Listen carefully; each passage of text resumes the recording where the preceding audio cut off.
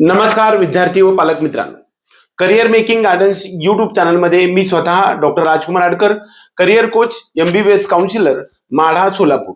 आज आपण एक सर्वात महत्वाच्या टप्प्यावरती डिस्कशनसाठी आलोय.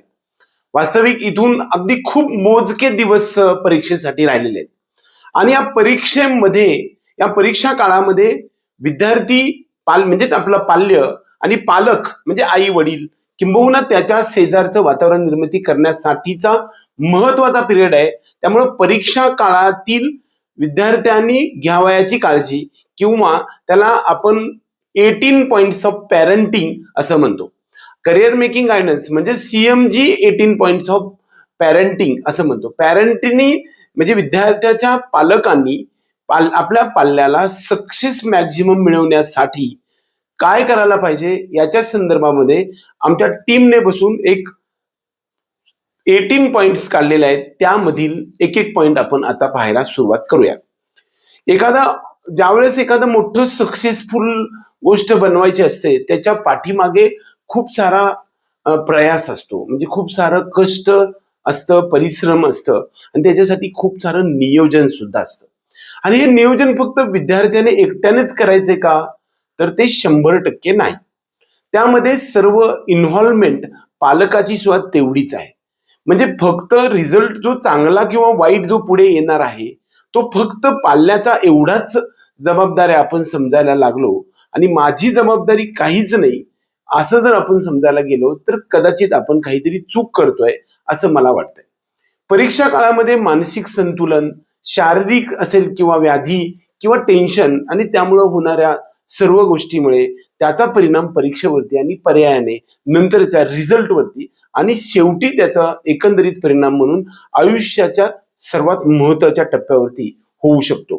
त्यामुळं पॅरेंट्सनी परीक्षा काळामध्ये घ्यावायची जी काळजी आहे त्याला आपण CMG 18 पॉइंट्स ऑफ पॅरेंटिंग असं म्हणूया आणि त्यानुसार आपण सर्वजण पेन आणि पेपर घेऊन राहा, म्हणजे जेणेकरून आपण काय करायला पाहिजे हे विस्तृत स्वरूपामध्ये पाहणार आहे. पहिला नंबरचं जे टॉपिक आहे त्याला पहिला पॉइंट म्हणूया, तो म्हणजे अवॉइड सोशल मीडिया. बऱ्याच वेळा TV असेल, मोबाईल असेल, फेसबुक आहे, व्हॉट्सअप आहे, त्याचबरोबर इंस्टाग्राम आहे किंवा टीव्हीवरच्या काही सिरियल असतील किंवा ज्या काही एंटरटेनमेंटच्या साधनं आहेत, ह्या सर्व गोष्टी पालकाने स्वतः त्याचबरोबर पाल्याला सुद्धा त्याच्यापासून दूर ठेवलं पाहिजे.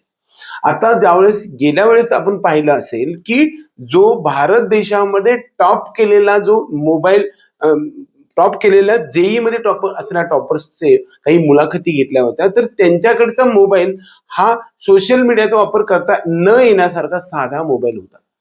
म्हणजेच आपल्या आयुष्यात जर व्यत्यय कोणती गोष्ट आणत असेल तर तो मोबाईल आहे. म्हणजे त्याचा आपण मोबाईल फक्त सोशल मीडिया किंवा इतर गोष्टी रील्स वगैरे पाहणं किंवा पिक्चर वगैरे पाहणं किंवा सिरियल पाहणं या गोष्टी टाळल्या पाहिजेत.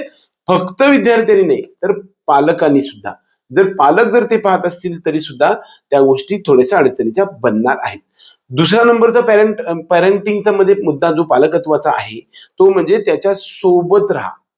बऱ्याच वेळा त्याच्या यशामध्ये जसा तुमचा वाटा आहे तसाच त्याच्या अपयशामध्ये सुद्धा तुमचा वाटा आहे असं तुम्ही समजायला लागलं पाहिजे.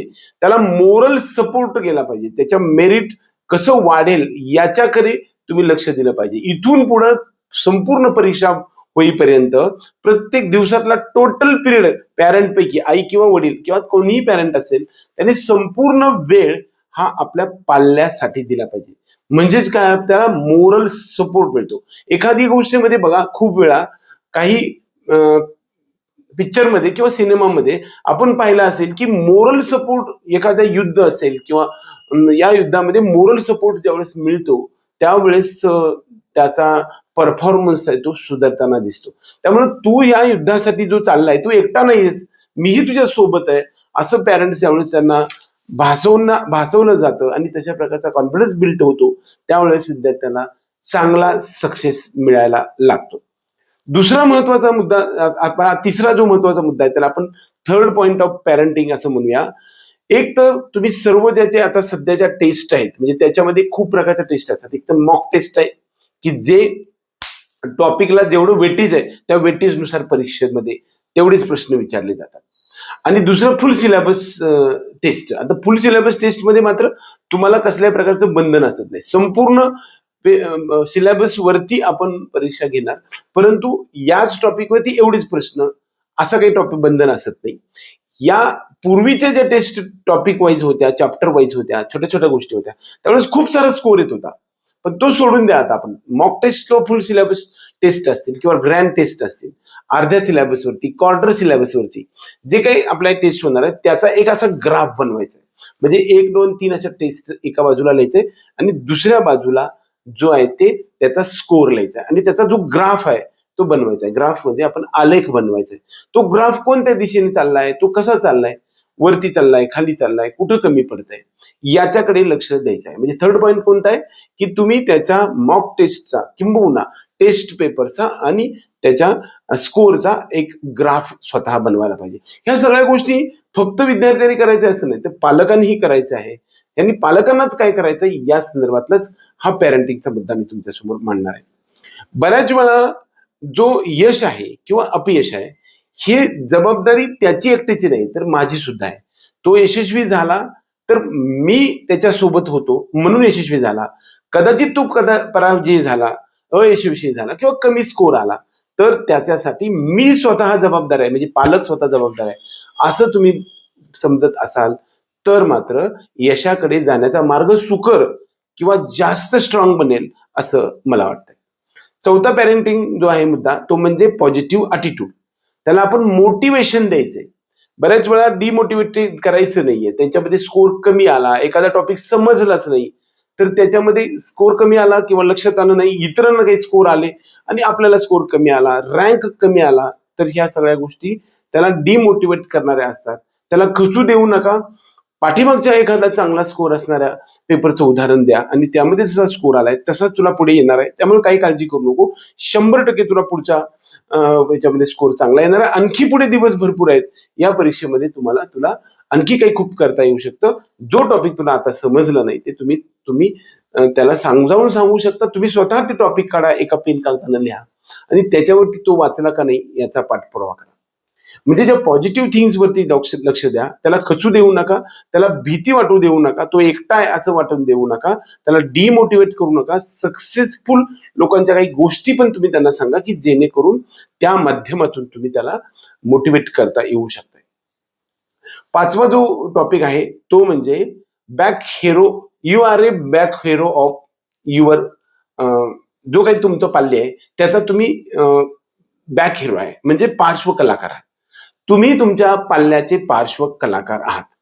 एखादा सिनेमा किंवा चित्रपट असतो त्याच्यासाठी फक्त डायरेक्टर, निर्माता, त्याचबरोबर फिल्म स्टार किंवा हिरो, हिरोईन किंवा साईड हिरो, त्याचबरोबर विलन आणि त्याच्यामधलं एकंदरीत पटकथा, कथा आणि संगीत असेल किंबहुना गाणी असतील आणि त्याची मांडणी, ह्या सगळ्यांचा एकंदरीत परिणाम म्हणून तो जो सिनेमा असेल किंवा चित्रपट असेल तो मात्र हिट होत असतो, एकट्याचा नसतो. बऱ्याच वेळा आपण त्याला एकट्याला दोषी ठरवतो. त्यामुळं तुम्ही स्वतः तुमच्या घरात असणारं वातावरण, तुमच्या घरातलं पालकाचं वातावरण, मानसिकतेचं संतुलन, त्याचा आहार आणि आपल्या घरी असणाऱ्या सगळ्या गोष्टीचा एकंदरीत परिणाम म्हणून त्याचा रिझल्ट येणार आहे.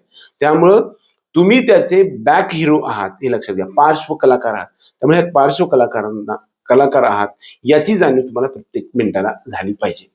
सहावा पेरेंटिंगचा पॉइंट जो आहे तो म्हणजे त्याच्या स्टडीचं टाइम टेबल तुम्ही बनवा.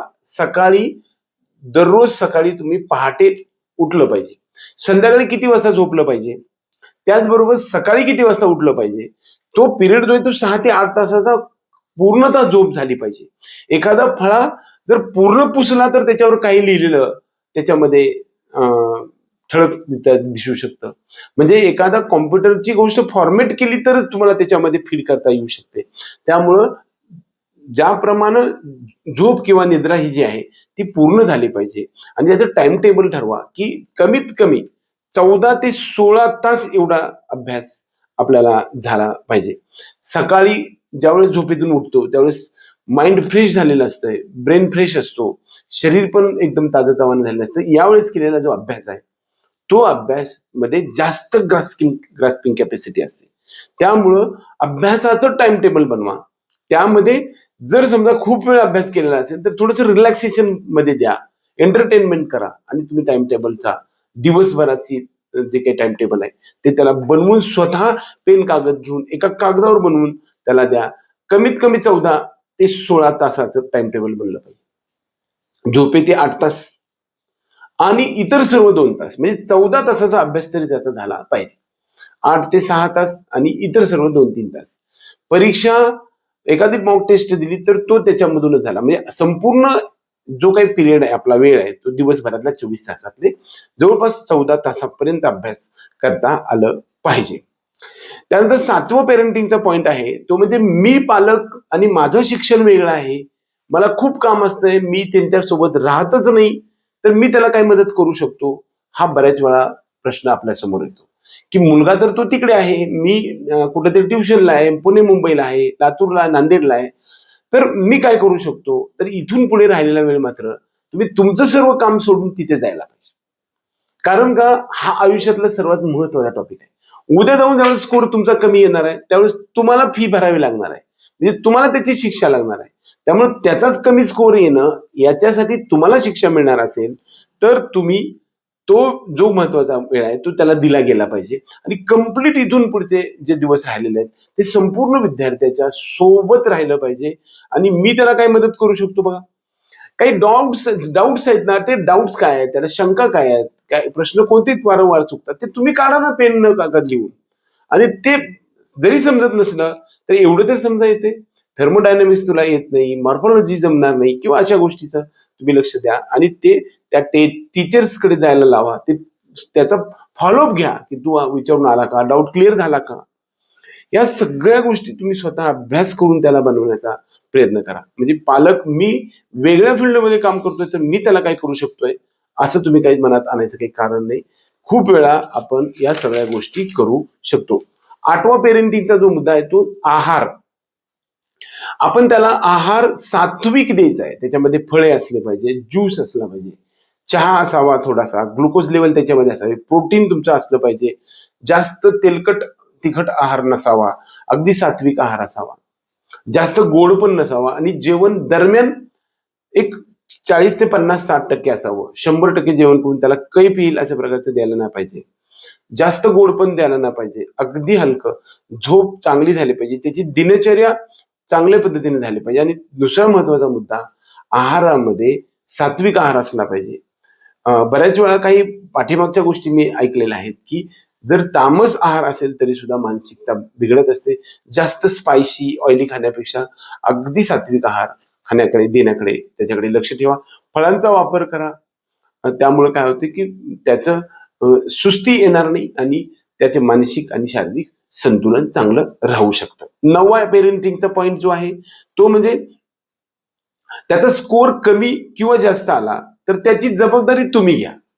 म्हणजे त्याला स्कोर जास्त आला म्हणजे तो त्याचा आहे किंवा माझा आहे असं नाही. त्याला कमी जरी स्कोर आला तर त्या मितीला सुद्धा मी त्याच्याकडे लक्ष दिलं नाही म्हणूनच त्याला स्कोर कमी झालाय असं तुम्ही स्वतःकडे घ्या. म्हणजे ती चूक तुम्ही सुधारायला लागू शकता. प्रत्येक टेस्टमध्ये स्कोर कमी यायला लागला आहे म्हणजे माझं कुठेतरी लक्ष कमी पडलंय असं स्वतःला आरोपीच्या पिंजऱ्यात उभा करा. त्याला पिंजऱ्यात उभा करू नका. त्याला जर समजा आरोपी बनवण्याचा प्रयत्न केला तर तो डिमोटिवेट होईल. त्याच्यावरती ब्लेम करू नका. त्याला कसल्याही प्रकारचं म्हणजे दूषणं देऊ नका, कंपॅरिझन करू नका.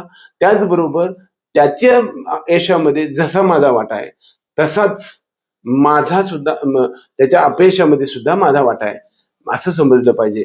बऱ्याच वेळा त्याचे जास्त स्कोर आला, जास्त मार्क्स पडले की माझ्यामुळं आला आणि स्कोर कमी आला तर मी काय करू असं म्हणणारी गोष्टी जबाबदारी झटकण्याचा प्रयत्न करू नका. जास्त स्कोर आला म्हणजे तो हुरळून जाऊ दिला नाही पाहिजे. त्याचबरोबर कमी मार्क्स पडले किंवा स्कोर कमी आला तर डिप्रेशन मध्ये जाऊ दे नका. ही जबाबदारी जागरूक पालक म्हणून तुम्ही घेतली पाहिजे. 10वा पेरेंटिंगचा जो पॉइंट आहे तो म्हणजे तुमचा पूर्ण वेळ हा पाल्याला दिला पाहिजे. इथून पुढचा पूर्ण वेळ म्हणजे माझे 24 तास मी फक्त माझ्या पाल्याला देईन. जशी माझ्या पाल्याची दिनचर्या आहे तशी माझी स्वतःची असली पाहिजे. म्हणजे त्याला 6 ते 8 तास झोपायला सांगणार आणि मी 15 तास झोपणार. त्याला मोबाईल वापरू नको म्हणणार आणि मी मोबाईलवरती रील बघणार आणि आपण पडून शेजारी बसणार. त्याला अभ्यास बसून करायला लावणार आणि आपण झोपून शेजारी बसणार, असं करायचं नाही. जसा तो बसेल त्याने ज्यावेळेस आंघोळ केली त्यावेळेस आपण आंघोळ करायला पाहिजे. जो तो मोबाईल वापरणार नाही, सोशल मीडियाला वापरणार नाही, तर मीही वापरणार नाही. तो अभ्यास करत असेल तर मीही अभ्यास करेन. अशा गोष्टीकडे म्हणजे तो अभ्यास करणार आणि मी त्याच्या शेजारी जाऊन झोपेन आणि झोपला म्हणजे माझं काही कामच नाही असं समजा. त्याची दिनचर्या आणि माझी दिनचर्या सेम असली पाहिजे. मी नॉनव्हेज किंवा या सर्व इतर गोष्टी खाईल आणि तू नंतर खायचं नाही, असं गोष्टी काही करू नका. जो आहार आहे तो सुद्धा सेम ठेवा, 100% लक्षात ठेवा. दुसरी गोष्ट 11वा जो आहे तो पाल्याच्या चुका तुम्ही शोधून काढा आणि त्याच्यावरती कॉन्सन्ट्रेशन करा. एखादा पेपर झाल्यानंतर कोणत्या टॉपिकवरचा प्रश्न तुला आला नाही तो एका कागदावरती लिहा आणि कोणता प्रश्न सोपा जाते ते पण वेगळ्या कागदावर लिहा आणि त्याचं एक एरर बुक बनवायला घ्या. म्हणजे जे चुकलेलं आहे त्या गोष्टीचं एका पेजवरती लिहून ठेवा. ह्या पद्धतीत तू लक्ष दे. मग दर 2 दिवसाला तुम्ही विचारू शकता, हा जो टॉपिक आहे सेमीकंडक्टर नावाचा ते तुला येत नव्हता. त्याचबरोबर हा जो दुसरा टॉपिक आहे जो काही बायोलॉजी मधला आहे तो पण तुला आला नव्हता, तो अभ्यास केला का? अशा टॉपिकचं सुद्धा तुम्ही एक यादी बनवा. त्याच्या चुका ह्या तुम्ही एका कागदावर लिहा आणि त्याच्याकडून ते होणार नाही त्याच्याकडे कॉन्सन्ट्रेट करायला लावा. काय होतं खूप वेळा ते अवघड असतं म्हणून त्याच्याकडे लक्ष देत नाही. दुसरी गोष्ट इलिमिनेशन पण करायला शिका. बरं खूपच अवघड आहे मला काहीच समजत नाही तर त्या गोष्टी इलिमिनेट पण करून टाका. आता आपल्याला वेळ राहिलेला नाहीये. जर तू काहीच समजलेला नसेल तर तू इलिमिनेट करून टाका आणि तो ऑप्शनला टाकून द्या. त्याचा एक प्रश्न येणार असेल तर तो सोडून द्या. माझा प्रश्न 720 पैकी पेपर नाहीये, माझा प्रश्न जो परीक्षा आहे ती 716 पैकीच आहे असं समजायला सुद्धा काही हरकत नाही. त्यामुळे पाल्याच्या ज्या चुका आहेत त्या तुम्ही शोधा, त्याला दुसरं देऊ नका आणि त्याच्याकडे कॉन्सन्ट्रेशन तुम्ही करा. 12वा पेरेंटिंगचा पॉईंट जो आहे तो म्हणजे कन्सेप्ट क्लिअर झालेत का याच्याकडे लक्ष द्या, पाठांतराकडे लक्ष देऊ नका.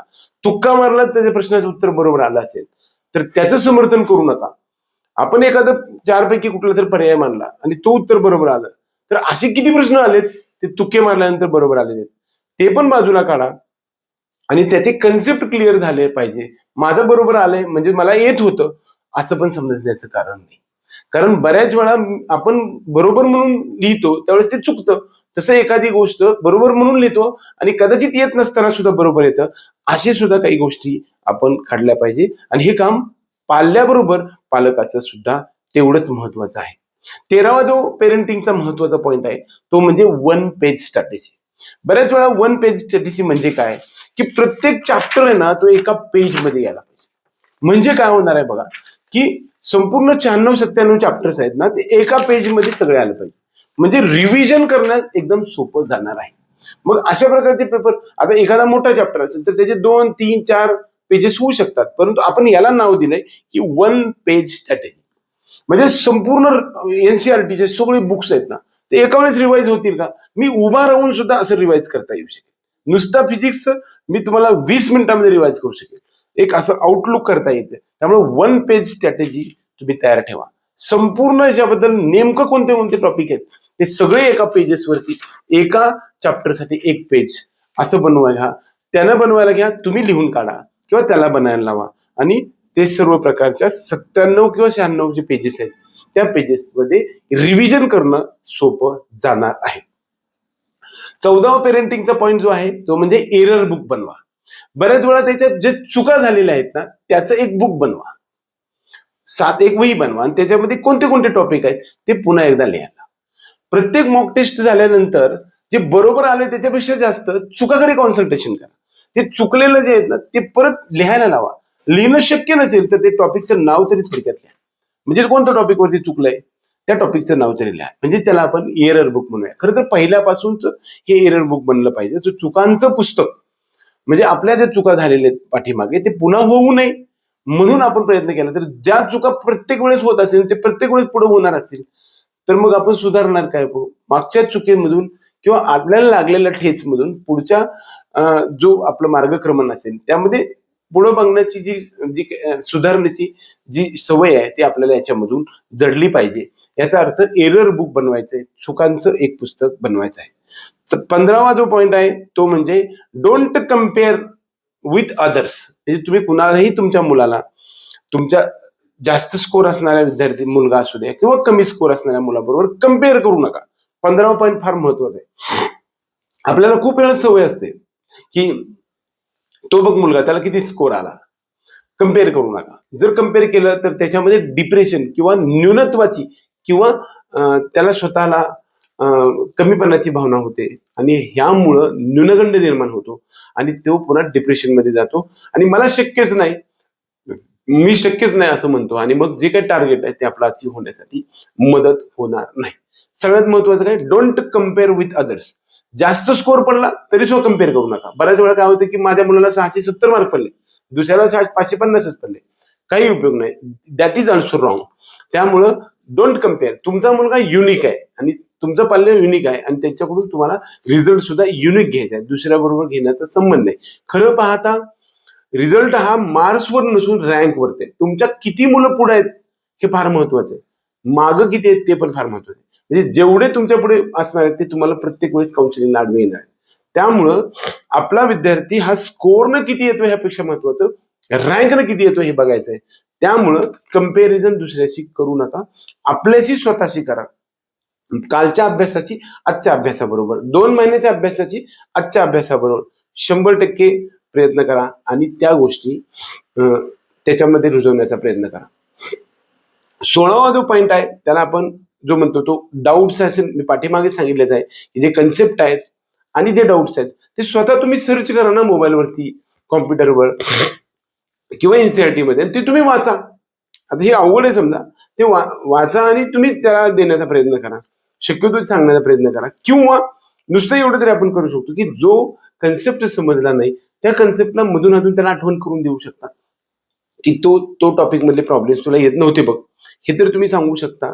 या सर्व गोष्टीकडे तुम्ही लक्ष द्या. 17व्या नंबरचा जो पॉइंट आहे तो म्हणजे नो व्हिडिओ लेक्चर्स. आता एवढा कमी वेळ राहिला ना, यावेळेस तुम्ही जो काही लेक्चर्स आहेत, आता समजा फिजिक्स वाला बघत असाल तुम्ही, किंबहुना वेदांतो असेल किंवा अन अकॅडमी असेल, कोणताही तुम्ही व्हिडिओ लेक्चर्स बघत असाल किंवा तुमच्या ऍप मध्ये लेक्चर असेल, तर जो टॉपिक अवघड आहे आणि तुम्हाला काहीच समजलं नाही ते तुम्ही बघू शकता. पण जर समजा तुम्ही जे शिकवत असताना ते खूप लेंदी स्वरूपामध्ये शिकवलं असते, चांगला 1-2 तास शिकवलेला असतं छोटा टॉपिक, तुमचा आत्ताचा वेळ आहे तो खूप महत्वाचा आहे ना. त्या टॉपिकसाठी एवढा वेळ देणं तुम्हाला सध्या शक्य नाहीये. त्यामुळे तुमचा वेळ जाईल आणि टाइम कन्झ्युमेशन होईल, तुमचं टाइम मॅनेजमेंटला अडचण येईल. जेवढं कॉन्सेप्ट ओरिएंटेड आहेत त्याच्याकडे लक्ष द्या. नो व्हिडिओ लेक्चर्स, म्हणजे व्हिडिओ लेक्चर्स जे आहेत ना ते आता पाहायचं नाही. खरं तर पाहायचं म्हटलं तर काय होणार आहे बघा, तुमचा वेळ जाणार आहे आणि तुमचं जे काही टाइम टेबल आहे ते कोलमडणार आहे. दुसरा जो 18व्या नंबरचा जो पॉइंट आहे तो म्हणजे best of his or her performance. म्हणजे तिचा जो परफॉर्मन्स आहे, विद्यार्थ्याचा जो आपल्या पाल्याचा परफॉर्मन्स जो बेस्ट आहे त्याच्याबरोबर तुम्ही कॉन्सन्ट्रेट करा. बघ बरं, त्या स्कोअरमध्ये तुला 590 मार्क्स पडले होते, मध्ये थोडे कमी पडले तर काही काळजी करू नको, त्यातले कोणते चुकले ते बाजूला काढ. म्हणजे तुमचं जे त्याच्यामधला स्वतःचा बेस्ट ऑफ द परफॉर्मन्स आहे ना तो त्याला सारखं आठवण करून द्या. कारण माझ्यामध्ये कॅपॅसिटी आहे की 650 मार्क्स पडण्याची, हे त्याला कधी वाटेल बघा, कुठल्या तरी एखादी टेस्टला त्याला तेवढे मार्क्स पडले पाहिजे आणि त्या मार्क्सची त्याला सारखी आठवण करून द्या की जेणेकरून त्याचा परफॉर्मन्स आणखी सुधारू शकतो. मला कधीच पडले नाही 650 मार्क, मी कशी मार्क शेवटी मिळवू शकतो असं वाटतं. म्हणून त्याच्यामधला बेस्ट परफॉर्मन्स जो आहे ना त्याच्यावरती कॉन्सन्ट्रेट करा आणि त्याच्याकडे मार्गदर्शन करण्याचा प्रयत्न करा. दुसरा महत्वाचा मुद्दा, सर्वात महत्वाचं या दिवशी असं असतं की मॉक टेस्ट असतील, फुल सिलेबस टेस्ट असतील, आत्ता स्कोर तुमचा डाऊन झालेला असतो. आपण ज्यावेळेस पहिल्यापासून स्कोर बघायला जातो त्यावेळेस छोट्या छोट्या चॅप्टरवरती, टॉपिकवरती ज्यावेळेस आपण 720 पैकी किंवा 400 पैकी पेपर देतो त्यावेळेस मात्र खूप 5 ते 10 पानं असतात, 5 ते 10 पानामध्ये त्याला स्कोर खूप चांगल्या पद्धतीने होतो. आणि आता मॉक टेस्ट आहेत, ह्या संपूर्ण चॅप्टरवरती 2च प्रश्न येणार, एखाद्या चॅप्टरवरती एकच येणार आहे. त्यामुळे तुम्हाला संपूर्ण सिलेबसवरती ज्यावेळेस मॉक टेस्ट किंवा फुल सिलेबस चालू होतात त्यावेळेस तुमचा स्कोर घसरत असतो आणि त्यामधला बेस्ट परफॉर्मन्स जो आहे ना त्याच्याकडे कॉन्सन्ट्रेट करा. जे काही पाठीमागे खूप सारा स्कोर मिळालेला होता, अगदी छोटाच टॉपिक होता आणि त्यावेळेस तुम्हाला 720 पैकी 750 मार्क पडलेले होते, त्याचा सध्या उपयोग नाहीये. आता फुल सिलेबस मध्ये जो स्कोर येणार आहे त्याचं महत्वाचं आहे. दुसरी गोष्ट, टोटल आतापर्यंतच्या टेस्ट सिरीज आहेत त्याचं ऍव्हरेज काढा आणि शेवटच्या 2 महिन्यातलं पण ऍव्हरेज काढा. शेवटच्या 2 महिन्यातलं ऍव्हरेज आहे ना, ते जेवढं असणार आहे त्याच्यापेक्षा 50 मार्क तुम्हाला जास्त पडणार आहे. पहिल्यापासूनचं ऍव्हरेज काढा, म्हणजे सगळ्यांचं ऍव्हरेज काढा, सरासरी काढा, त्याच्यापेक्षा सुद्धा तुम्हाला स्कोर जास्त येणार आहे. परंतु आत्ताच्या शेवटच्या 2 महिन्यामध्ये जे प्रश्नपत्रिका आहेत, जे पेपर्स आहेत, त्याचा जो स्कोर आहे त्या स्कोरचा ऍव्हरेज काढा, त्याच्यापेक्षा 40, 50, 60 मार्काने तुम्हाला फायनलमध्ये जास्त 100% मिळणार आहे. सर्वात महत्वाचा आणखी एक पॅरेंटिंगचा मुद्दा आहे, जो 20वा आहे किंवा 18वा 19वा आहे म्हणूया, त्याला इलिमिनेशन ऑफ टॉपिक. आता कॉन्फिडन्स जर आपला लूज होत असेल, जर ते अडचणच येत असेल, तो पेपर त्या सब्जेक्ट मधील तो टॉपिक आपल्याला आताच करणं शक्य नाही वाटत असेल, तर त्या टॉपिकला इलिमिनेट करा, टाइम लिमिट करा आणि तो प्रश्न सोडूनच द्या. त्यामुळं कधीही लक्षात घ्यायचं आहे की खूप साऱ्या गोष्टी म्हणजे काही गोष्टी दुर्लक्ष सुद्धा केल्या पाहिजेत. त्यामुळे जे येत नाही त्याच्यावरती सारखं सारखं घेत गेलो तर आपला कॉन्फिडन्स पण लूज होईल आणि परत स्कोर आपला जो तिकडे पडणार आहे, सोप्या सोप्या प्रश्नावर दुर्लक्ष होणार आहे, त्यामुळं ते पण तुमचा स्कोर होणार नाही. सगळ्यात महत्वाचा टॉपिक आहे तो म्हणजे पॅरेंट्सचा इथून पुढच्या पिरियडमध्ये सर्वात मोठा रोल आहे आणि खूप महत्वाचा रोल आहे. त्याची पूर्णतः जबाबदारी आणि त्याची दिनचर्या आणि तुमची दिनचर्या सेम असली पाहिजे. तो जेवढा वेळ झोपेल तेवढा वेळ तुम्ही झोपायचे, तो जो जेवण करेल तो तुम्ही जेवण करेल, तो अभ्यास करेल तेवढं. मी झोपणार नाही त्या शेजारी किंवा त्याच्या शेजारी मोबाईल बघत बसणार नाही, या गोष्टी पण सगळ्यात लक्षात ठेवा. सर्वात महत्वाचा, त्याला मोरल सपोर्टची फार गरज असते. म्हणजे त्याला एकटं पडू नका. ह्या स्पर्धात्मक जगामध्ये त्याला एकटं पाडलं तर तो गळून जाईल आणि त्याला चांगला रिझल्ट काढता येणार नाही. त्यामुळं त्याला एक भावना द्यावा की प्रत्येक क्षणाला मी तुमच्या सोबत आहे, याच्याकडे कॉन्सन्ट्रेट करा. त्याच्या यशाबरोबरच त्याच्या अपयशाची जबाबदारी सुद्धा तुम्ही स्वतः घेतली पाहिजे. ही सर्वात महत्वाचा गोष्ट आहे. सर्वात महत्वाची मुद्दा असा आहे की या सगळ्या बरोबरच आपल्याला जो रिझल्ट येणार आहे त्या प्रत्येक टप्प्यावरती आम्ही तुमच्या सोबत आहे. कदाचित या सर्व गोष्टी बरोबर समजा आम्ही आमची करिअर मेकिंग गायडन्सची टीम तुमच्या सोबत आहे. तुमचा स्कोर कसा वाढावा याच्यावरती सध्या मार्गदर्शन आहे. परत ज्यावेळेस रिझल्ट लागेल, परीक्षेपासून पुढे कट ऑफ किती असेल, रिझल्ट किती कसा असेल, त्याचा डिफिकल्टी लेवल असेल, ऑल इंडिया रँक कशी डेव्हलप होते, त्याचबरोबर तुम्हाला ऍडमिशन मिळण्यासाठीच्या वेगवेगळ्या संधी असतील. ऑल इंडिया काउन्सिलिंग असेल, स्टेट काउन्सिलिंग, अदर स्टेट्स मधील ओपन स्टेट्स काउन्सिलिंग असेल, मॅनेजमेंट कोटा, NRI कोटा, ह्या सगळ्या गोष्टीचा आम्ही लेखाजोखा तुमच्यासमोर मांडणार आहे. त्यामुळे प्रत्येक टप्प्यावरती आपली टीम तुमच्या सोबत असणार आहे. प्रत्येक क्षणाला कोणत्याही टप्प्यावर तुम्ही यशासाठी खचून जाऊ नका, काही काळजी करण्याचं काम नाही. 100% आम्ही तुमच्या सोबत आहे. त्यामुळे जर समजा आता सध्याच्या मितीला तुम्हाला आणखी एक काम करायचंय, आपल्या जे काही डिस्क्रिप्शन बॉक्स आहे त्याच्यामध्ये एक लिंक दिली, त्या लिंक वरती जाऊन तुम्ही आपला ग्रुप जॉईन करा की जो फ्री अपडेट्स वाला ग्रुप आहे. परीक्षेपर्यंत किंवा रिझल्ट पर्यंत आम्ही त्याच्यावरती खूप साऱ्या महत्वाच्या गोष्टी आम्ही तुम्हाला देणार आहे. आणि आपल्या काउन्सिलिंग टॉपिक मध्ये संपूर्ण महाराष्ट्र आणि भारत देशामध्ये सर्वात टॉपच्या गोष्टी आम्ही तुम्हाला देतो, डेली अपडेट्स देतो आणि जास्तीत जास्त सक्सेस रेट 1272 एवढे विद्यार्थ्यांचं गेल्या वर्षी ऍडमिशन सर्व टप्प्यावरती झालेलं आहे. कोणतीही फॅकल्टी हलकी किंवा भारी नसते, त्याच्यावरती आपण पुढे विचार करणारच आहे. पण आता माझ्या मुलाला असं करायचं आहे म्हणून घाबरू नका, काही काळजी करू नका. तुम्हाला मी ऍडमिशनसाठी मदत करेलच. आता फक्त अभ्यासाकडे कॉन्सन्ट्रेट करा. मुलाचा अभ्यासाबरोबर तुम्ही तुमची दिनचर्या बदला.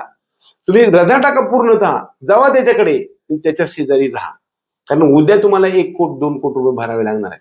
ते वाचवणं इथून पुढे शक्य आहे राहिलेल्या थोड्या दिवसामध्ये. एकंदरीत पॅरेंटिंगच्या माध्यमातून पालकांची जबाबदारी परीक्षा काळामध्ये काय महत्वाची किती असू शकते या संदर्भातला माझ्या मनात असणाऱ्या सर्व गोष्टी तुमच्यापर्यंत देण्याचा मी या व्हिडिओच्या माध्यमातून जो प्रयत्न केलाय, तो प्रयत्न आवडला तर व्हिडिओला लाईक करा.